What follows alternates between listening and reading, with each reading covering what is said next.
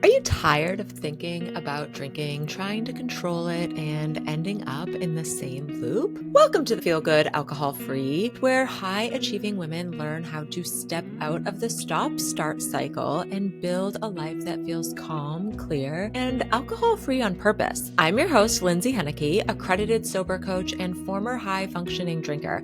After more than a decade of drinking every night while keeping up a big career and a life that looked fine from the outside, I rebuilt my identity from the inside out. Now I help women stop negotiating with themselves and trust their own decisions again. This isn't a podcast full of cliches or willpower pep talks. You're getting real conversations, lived experience coaching, and practical tools you can use inside your actual life, not perfect conditions. So take a breath. You're here because you're ready to feel good in your real life. So let's get started.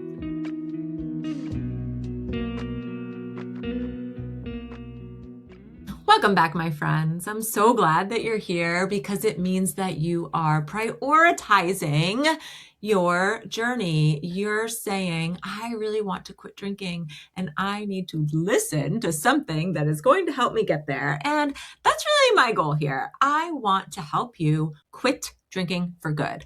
I want you to no longer worry about what it means that alcohol is out of your life. And I want you to benefit and experience the amazingness that happens once it's out of your life. So there is a part of this journey where you are basically going through habit change. And when we are getting rid of old habits and developing new ones, it really requires a bit of mundaneness. It's this routine. It's, really doing the work to not do the old thing and the extra effort it takes to do the new habit that we're trying to form.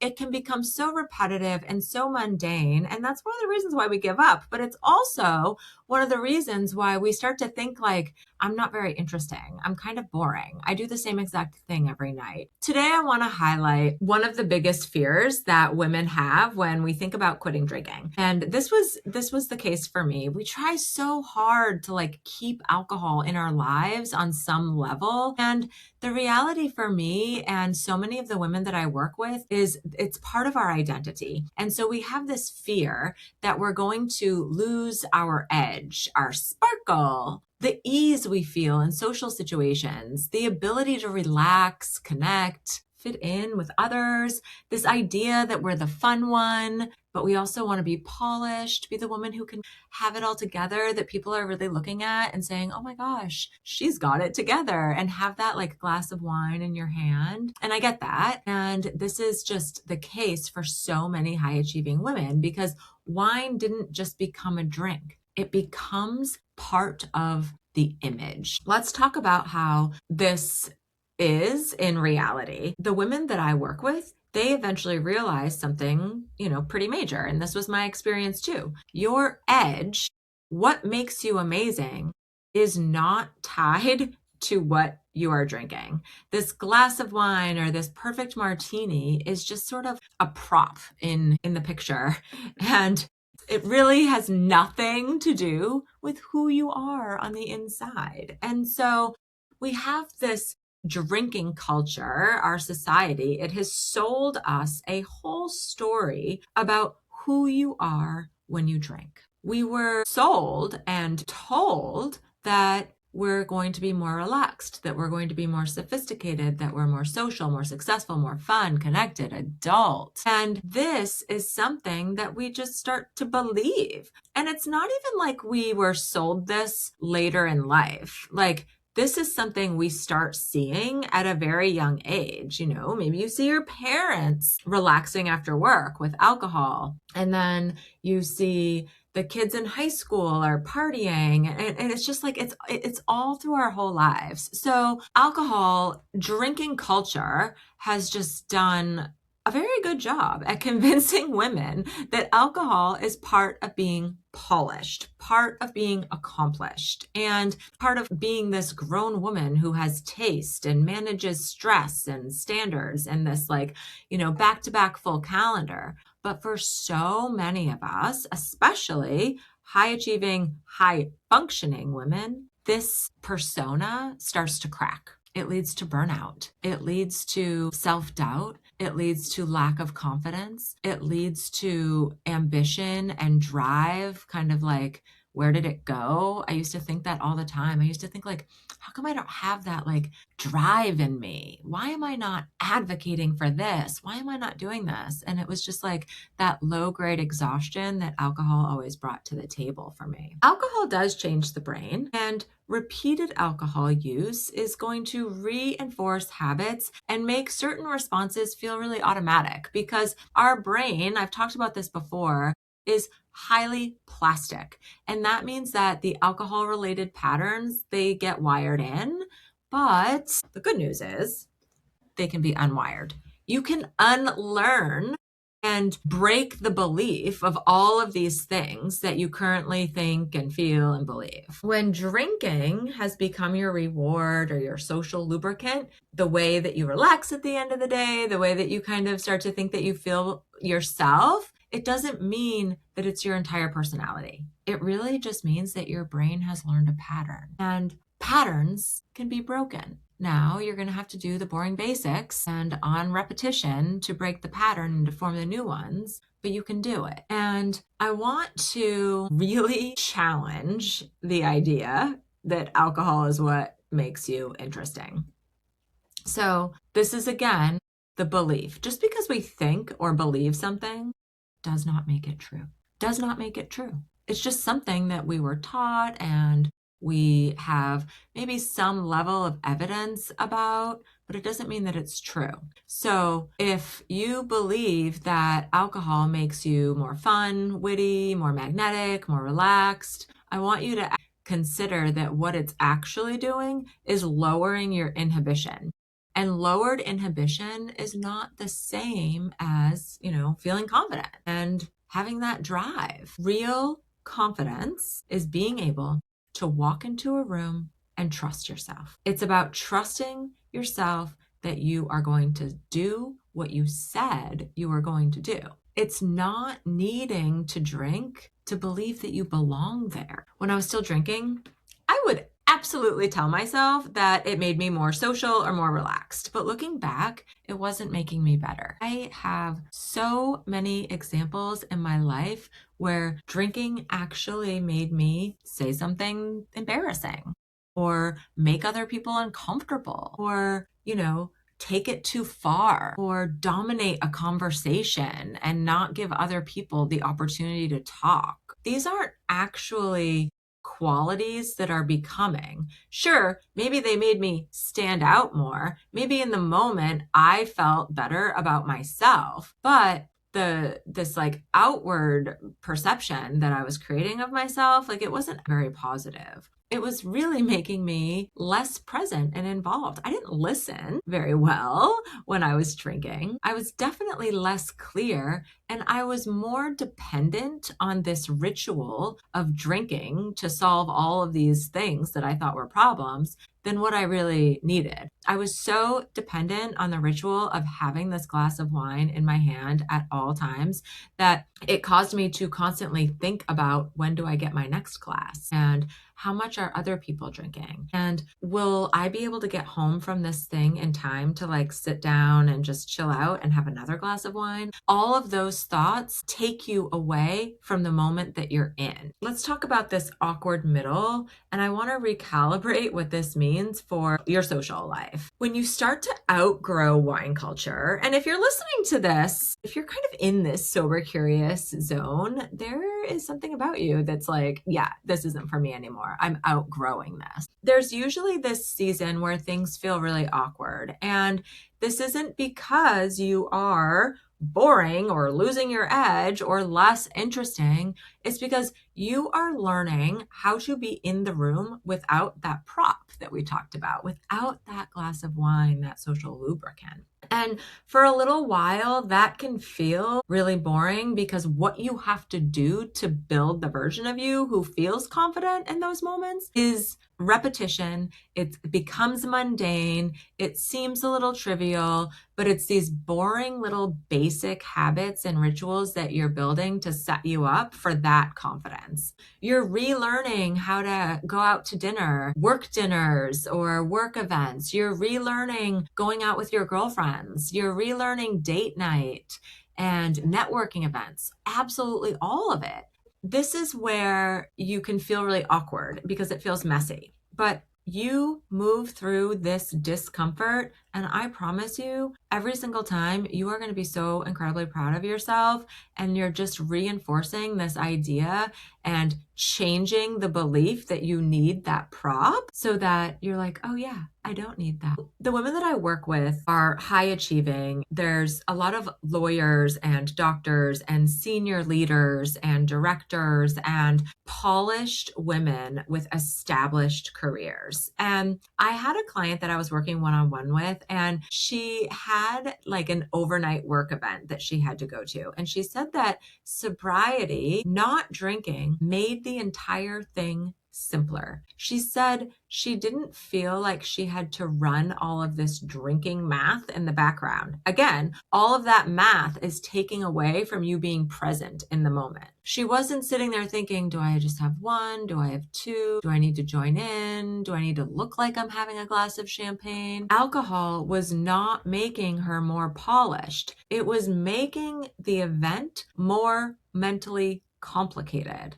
That is what women start to realize. It's like we have this thought that alcohol was helping us socially, but really it's just adding this layer of noise, this thing that is making us not, pay attention. We're not good listeners when we're thinking about whether or not we can have another glass of wine or will anybody notice. That's the piece, but it feels awkward before you feel confident doing it. I want to switch gears into this fear of losing this part of your persona, this identity where you're the fun one. And let's go into how you're not just afraid of missing the wine, you're afraid of disappointing people. You're afraid of not being who everybody expects you to be because you've shown up a certain way to all of these events or, with your friends. They might know you as the one more round girl. I was always known as the one more round girl. Probably most of my friends were like, gosh, really? I'm ready to go home. I know my husband was often ready to go home when I was like, let's get another round. And so I had a client who was talking about a company trip that she had coming up that was built around drinking. And she said she wanted to have fun without drinking, but she didn't want to disappoint people who really knew her as this fun one. What I said to her was, if being the fun one requires alcohol, then what you actually have is a role, not freedom, like not feeling good and feeling confident. Because the minute you believe that you need a drink to be that version of you, you're no longer choosing. You are performing a duty that honestly, you're not getting paid for. It also takes me to a whole other area of how you want to show up as yourself. One of the things that women tell me when we start our work together is how they want to feel genuine. It's really normal to feel like you're kind of living this double life when you're drinking because you have this outward version of yourself that other people see, but then on the inside, it's like they have no idea the torment that's going on in your mind and, the self-doubt that you are experiencing, the negative rhetoric that goes through your head in the morning, when you have to dust yourself off after drinking too much the night before. They don't see that. So it's like we have this double life. We have these dirty little secrets that are taking over our mind. And I want you to know that you can choose to be this genuine version of yourself around all of these people, and they're going to love that person just as much. They're going to think you're just as amazing. It just doesn't feel like it at first because of these awkward teenage years of when we're trying to figure out what that looks like. There's no dullness that happens when you stop drinking. You become so much sharper. And like I said before, the mental negotiation that goes through your brain about drinking is taking away from your ability to be present in any situation. And so what happens is you become a lot more present in conversations, more discerning, less likely to stay too long, less likely to overtalk, like my example. I would always find myself like dominating conversations and not listening. And you become less likely to second guess yourself the next day. When I quit drinking, I would just go home. Like, we'd go out to dinner and have a really good time, and then I would go home. So I was still being social, still being fun. But now the next day, I still get to wake up, feel really good, have my workout, my mental health is in check, my whole morning is ahead of me. Like, that feels so much better than the version of me who would go out to dinner with my friends, and then we'd hit 2 or 3 bars after, have several more drinks. I would often switch to like hard alcohol after drinking, a bottle plus of wine. And it turns into this late night, an Uber home, and, it's just like kind of a mess. And the next morning you feel like crap. I want that first version. I want to still have fun. I want my cake and eat it too. I want to still have fun with my friends, but I also want to wake up feeling my best and get my workout in and, I don't know, meal prep by 10 a.m. Like, those are the things that I want. So you can have both worlds. It's just this redefining what your edge looks like. So you don't need to stay the latest. You don't need to drink the most wine. You don't need to like be the wildest. You don't need to get on the table and do something funny. Knowing when you're done, leaving when you want, having the gift of the next day, feeling good. And this means you're keeping your standards. You've got this peace in your life. Now, my friend, that is what sophistication is. That feels good. Drinking is linked with sleep disruption and with higher rates of, mental health conditions like anxiety and depression. And women can experience alcohol-related harm at lower levels of use and over fewer years than men. When women stop drinking, they're often not just changing the habit. They are getting access to better sleep, more emotional steadiness, and way less internal friction.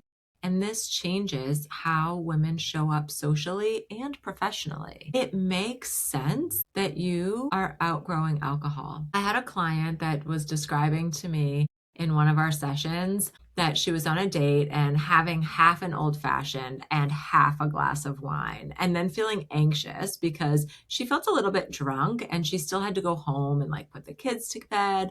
And she said, I don't even want the feeling anymore because it doesn't carry the same feeling. Like, it doesn't continue on. It's making me feel terrible.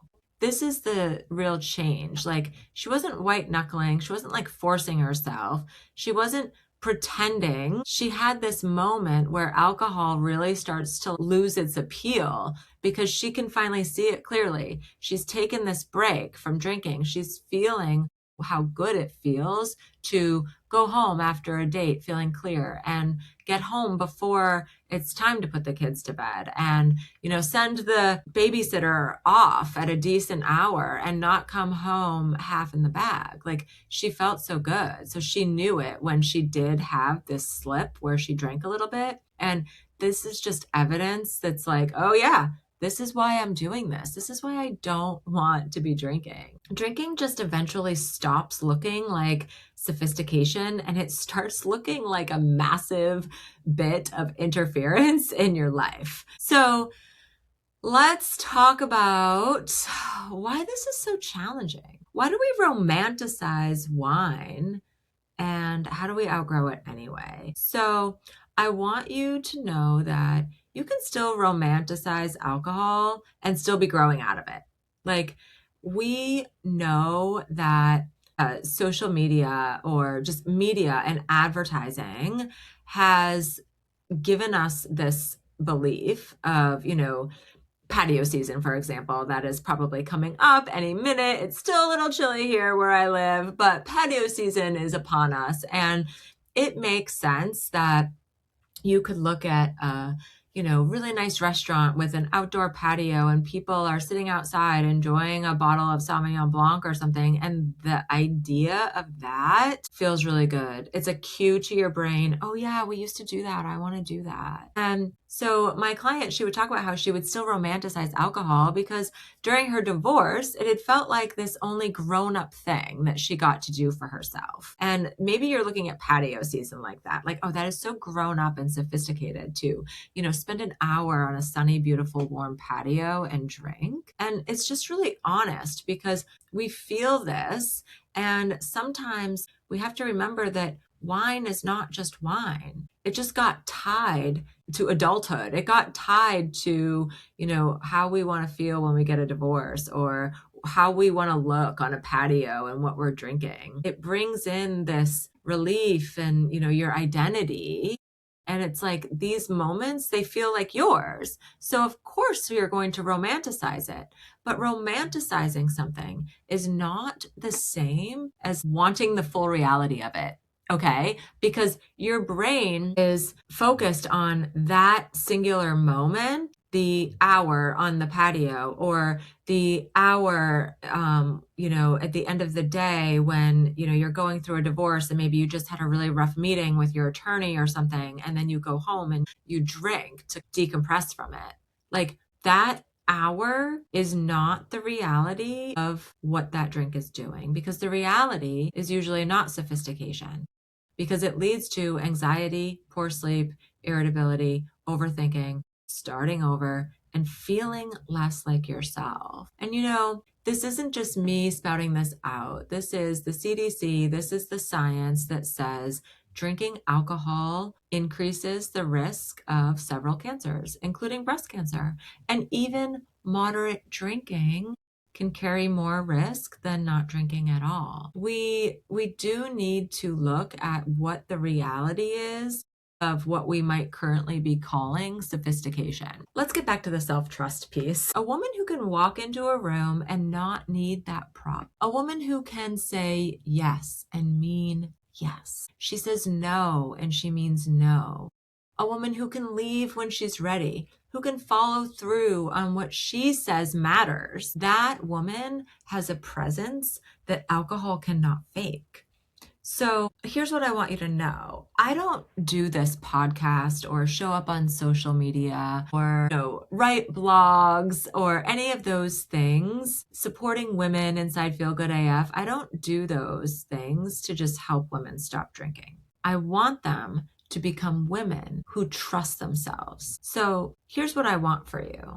I want you to trust yourself. I want you to go to bed every single night and say, I am so effing proud of how I showed up today.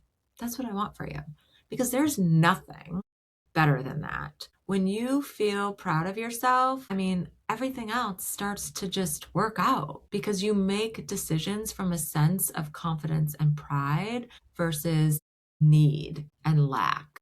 Okay.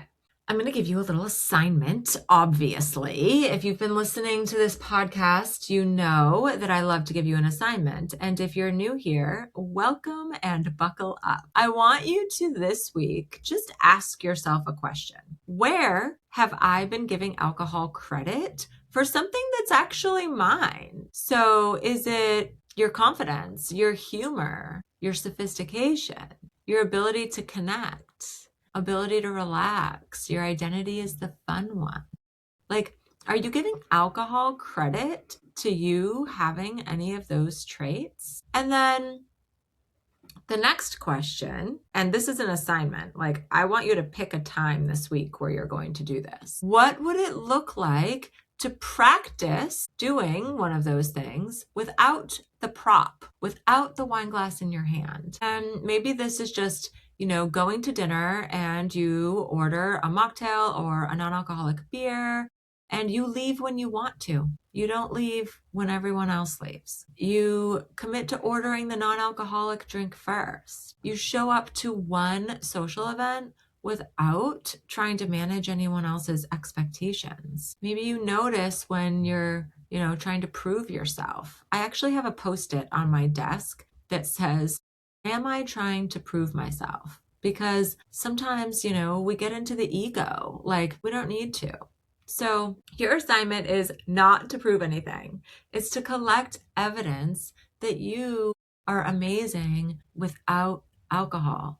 And you can do it. That's it for me today. Send me a message and let me know if you complete the episode. You can always email me. I read all of the emails that come into my email inbox. And if this episode really brought something out in you, if you know that you are outgrowing alcohol culture, but you're still really afraid of what comes next, this is exactly the work that we do daily and intentionally inside Feel Good AF.